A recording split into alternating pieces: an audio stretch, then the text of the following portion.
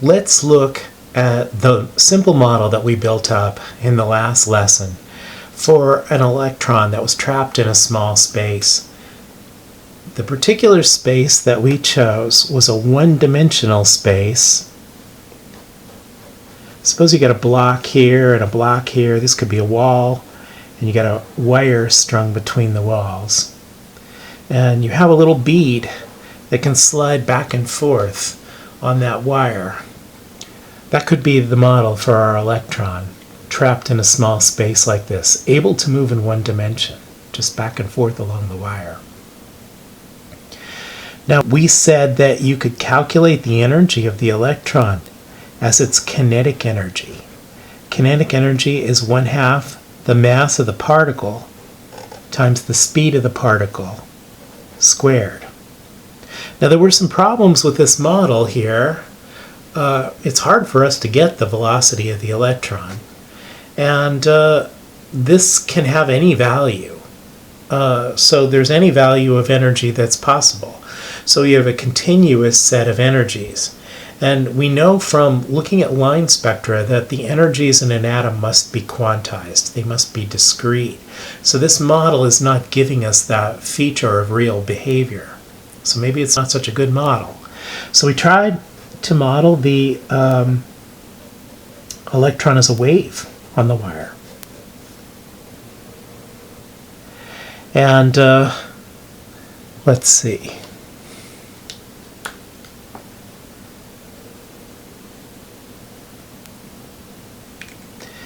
You could picture this as a guitar string that had just been plucked, and this wave can move up and down.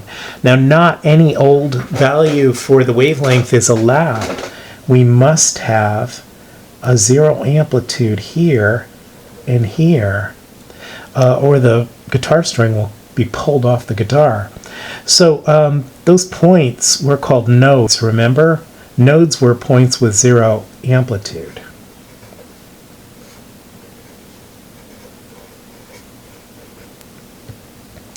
And you had to have an integer number of peaks or troughs along the wire. You had to have an integer number, let's call that integer number n, of peaks and troughs. Those are half wavelengths.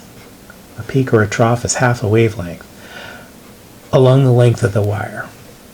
So with this wave model, we got a restriction on the wavelength. The wavelength is quantized. That is, there are only certain quantities that it can have. And if the wavelength is quantized, the frequency will be quantized and the energy will be quantized. So quantization is coming in here. So this is giving us a more realistic model. But the trouble is, how do we calculate the energy of the wave simply?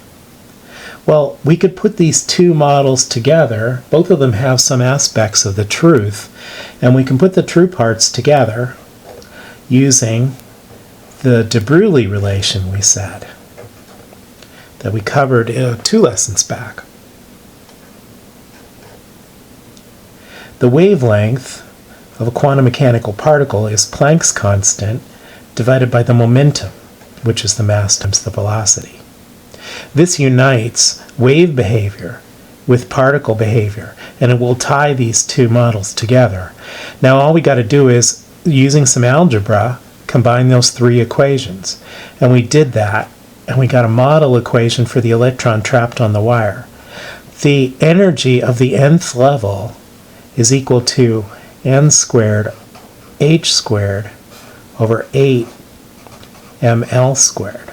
And we could use this to calculate the energy levels for the electron trapped on a wire.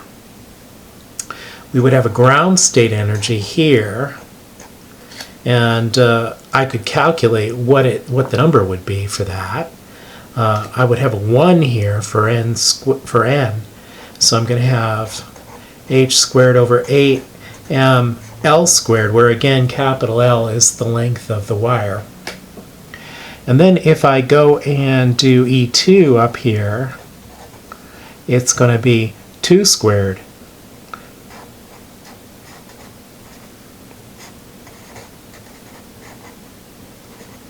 And you can see it's going to be 4 times E1. And if I go ahead and I do E3, it'll be 3 squared, 9.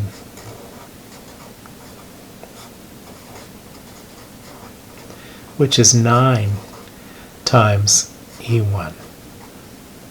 So I can make an energy level diagram. Now what do the waves for each of these look like? Well, for E1,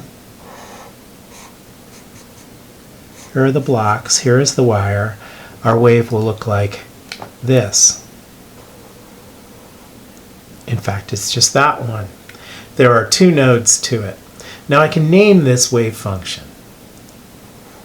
I'm going to call it psi 1. They use psi as a symbol, psi or phi, as symbols for wave functions. And I put the little quantum number down there. This goes with level 1. So when the electron is at this energy, it has a wave function that looks like this.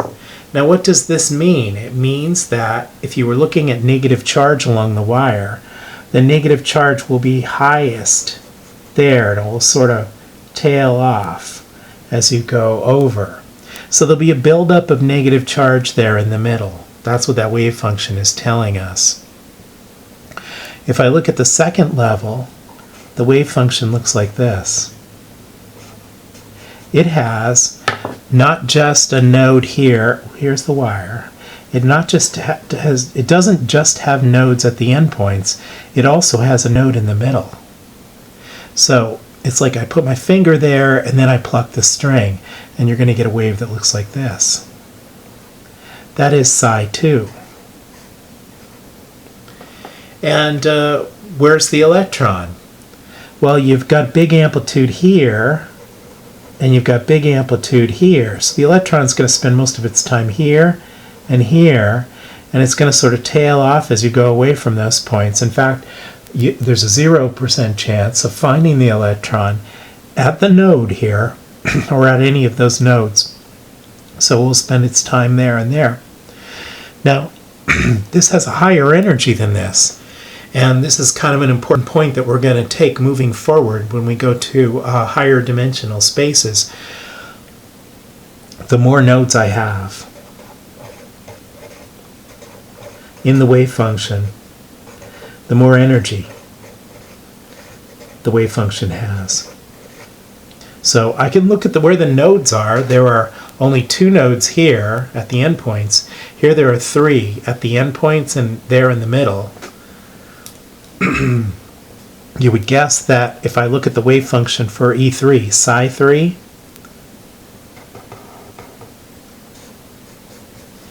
I would have more nodes.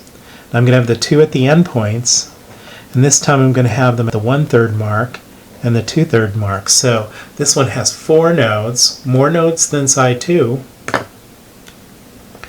This will be psi 3.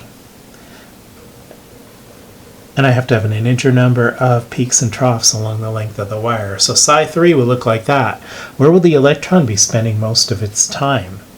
It will be spending most of its time here on the wire, here on the wire, and here on the wire, because that's where the amplitude is the largest. Okay? And at the nodes, there's a 0% chance of finding the electron. So these are waves in 1 dimension. Let's put a box around this because this is one of the big points here. There are 2 big points here. More nodes gives you more energy in the wave function, and also the amplitude of the wave function tells you how much negative charge is going to be there. The farther it is away from the baseline, the more negative charge you would expect to find there. So you can start to picture the electron as kind of a fog. It's all spread out here. You can't really tell exactly where it is according to the uncertainty principle. But you can tell where the thickest fog is. It's thickest where the amplitude is highest. So those are the big points here. Don't worry too much about this equation and calculating these values. That's not so important. Okay, now let's look at what happens when you move up to 2 dimensions.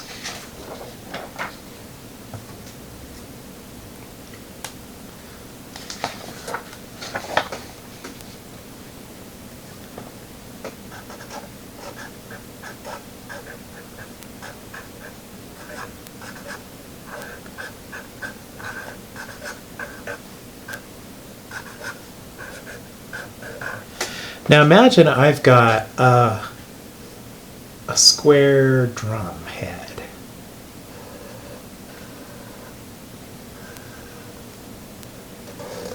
And I whack it in the middle. Now what's going to happen is that the drum head's going to go down into the paper and then up out. If I were to look at that a little bit from the side here, it might look something like there's like a little hole there. And I'd see a little peak. So it kind of goes down into the hole. There's like a little hole there. And the drum head is sagging down here. The next instant it would be up. So it's vibrating back and forth. So that's kind of what it would look like in 3 dimensions. Now, what happens if I look at it from this direction? I would see what looks like a one-dimensional wave that looks something like that. What's the quantum number that should go with that? Now in this case the quantum number is the number of peaks and troughs. There's one trough here. So I'm going to say if this is going in the x direction here, maybe this is nx and it's 1. So there's a quantum number in the x direction and it's 1 because I see one trough. What about the y direction? If I look at this wave from this direction, it's going to look like that. I'm going to say ny is also 1. And this would be my lowest energy wave function in 2 dimensions. But notice that I need 2 quantum numbers now. And I could calculate what this energy was going to be. And in fact, you can look at this square drum head as a combination of 2 guitar strings. It's like there's an X guitar string and a Y guitar string. And you can even write the energy as E, NX, NY, because there's 2 quantum numbers now, as NX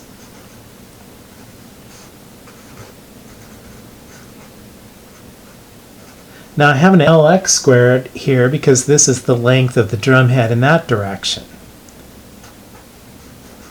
Oops.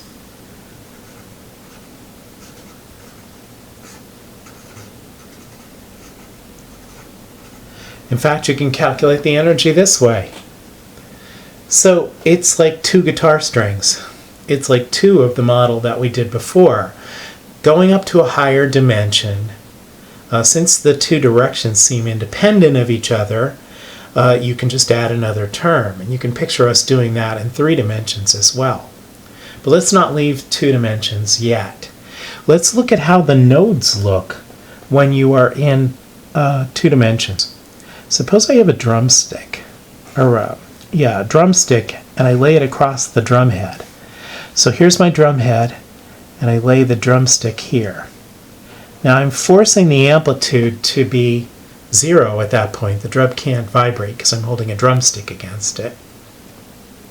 So it's going to go down into the paper here and up out of the paper here. That'll be a little tougher to draw.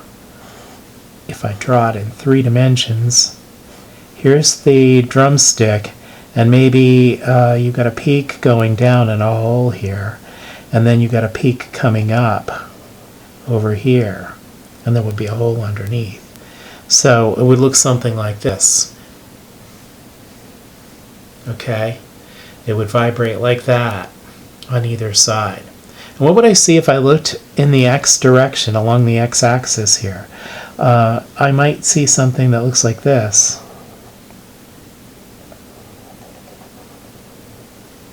And what's nx in this case? Well, there's a peak and a trough, so it's 2. Now what if I look in the y direction? Well, in the y direction I'm only going to see the 1 peak. So I'm going to see something that looks like this. So ny will be 1. So this is the first excited state of the drum head. So here would be the ground state. Here's the first excited state. But now something new is going to happen because we're in 2 dimensions, something that did not happen when we were in 1 dimension.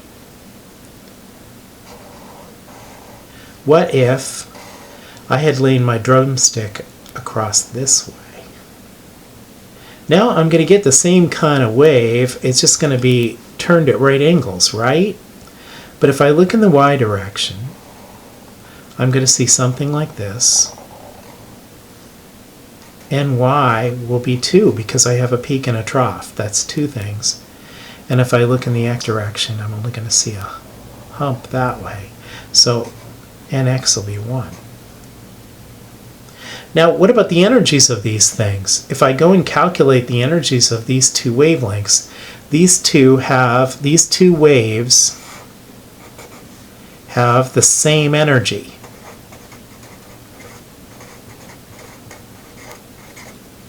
So there's a name for that. You've got two waves. They look a lot alike. They're just one of them is just sort of turned around from the other one. But they are different waves, and they both have the same energy. We're going to call that degenerate. They're degenerate waves. Now, what would the energy level diagram for this look like?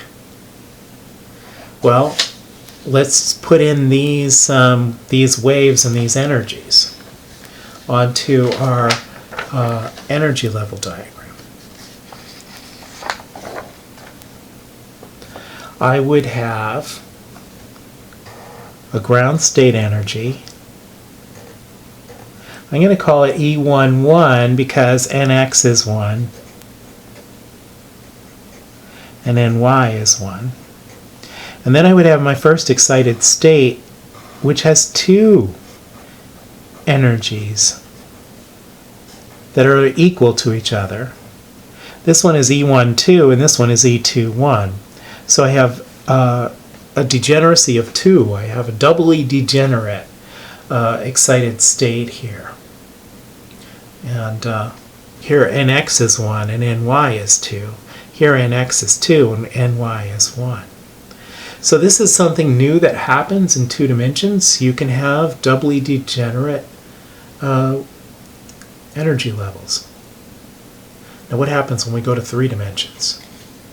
Well, you can guess what's going to happen. We needed one quantum number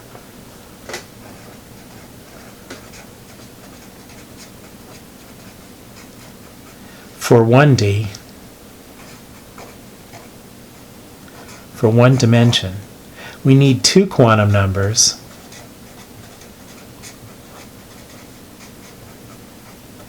for 2 dimensions for the drum head.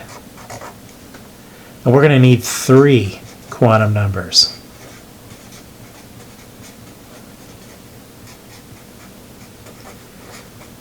for 3 dimensions. And we'll look at the 3-dimensional ones in the next video.